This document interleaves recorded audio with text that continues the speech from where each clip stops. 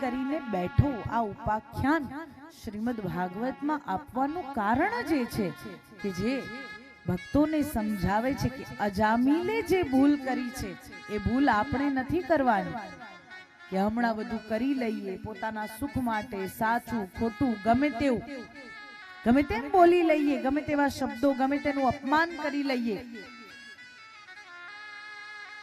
પછી અંતે ભજન કરીશું, એવું નથી કરવાનું. પરંતુ બાલ્યકાળથી જો ભક્તિ કરીએ તો ધ્રુવજીના જેમ પરમાત્માની પ્રાપ્તિ સુલભ થઈ જાય અને આખું જીવન દુઃખ આવે ને આપણે કહીએ કે પ્રભુની કોઈક આમાં ઈચ્છા હશે, પણ સુખ પણ પ્રભુની ઈચ્છાથી, દુઃખ પણ પ્રભુની ઈચ્છાથી, અને એમાંથી બહાર લાવવાની, બહાર કાઢવાની જવાબદારી પણ પ્રભુની.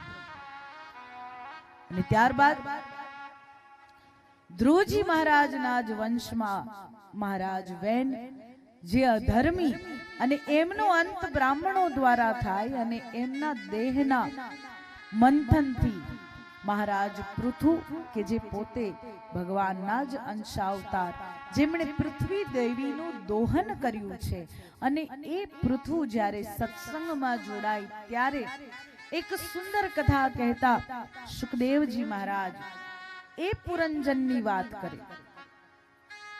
હવે કોની વાત આવે છે? આપણી પોતાની.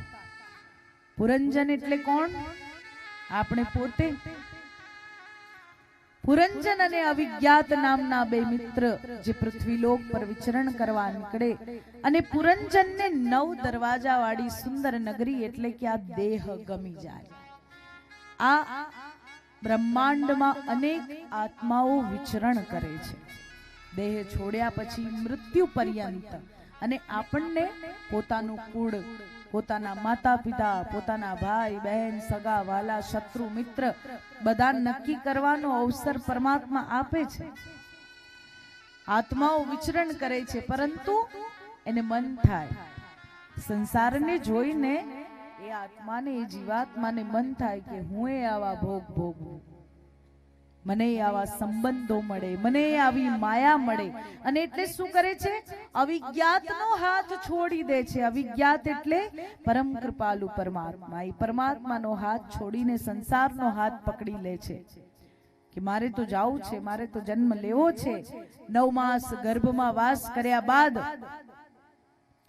આ 9 દરવાજા વાળી નગરીને ધારણ કરીને પુરંજન રૂપી મનુષ્ય જેવો આ સંસારમાં આવે એટલે અહીંયા ત્યાં હરતો ફરતો ફરતો ફરતો મોટો થાય, અને સમય વ્યતીત થાય એટલે એને એક પુરંજની મળે.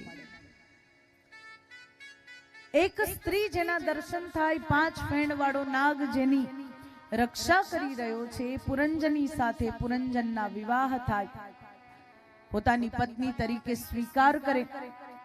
પુરંજન અને પુરંજની સંસારમાં એટલા બધા રચ્યા પચ્યા થઈ ગયા છે. સંસાર એવો છે કે પોતાની આટીમાં એક પછી એક આપણને રમકડા આપે જાય.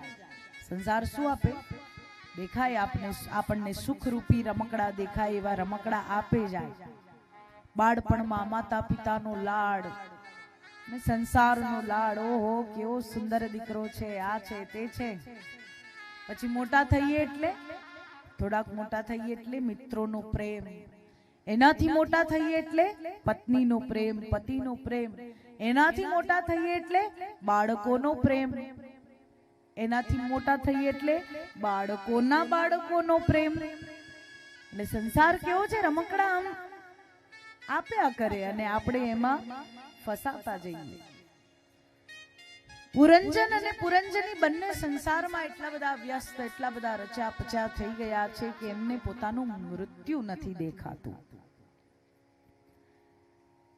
અને એવામાં એક દિવસ પુરંજન પોતાની નગરીને છોડી શિકાર કરવા પુરંજનીને કયા વગર નીકળી જાય એટલે ક્રોધમાં પુરંજની કોપ ભવનમાં પ્રવેશ કરે. અને પુરંજન કામી પુરુષના જેમ જ્યારે એને મનાવી રહ્યો છે ને આ દશા આકાશ માર્ગે વિરાજમાન દેવર્ષિ નારદ જુએ ને નારદજીને થાય કે આનું શું થશે, આનું ભલું કઈ રીતે થશે. અને એ સમય કાળ કન્યા એટલે વૃદ્ધાવસ્થા. ગળપણ ગમે છે? વૃદ્ધાવસ્થા ગમે છે?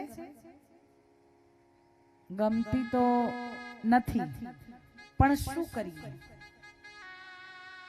મેળવવી પડે, રાખવી પડે.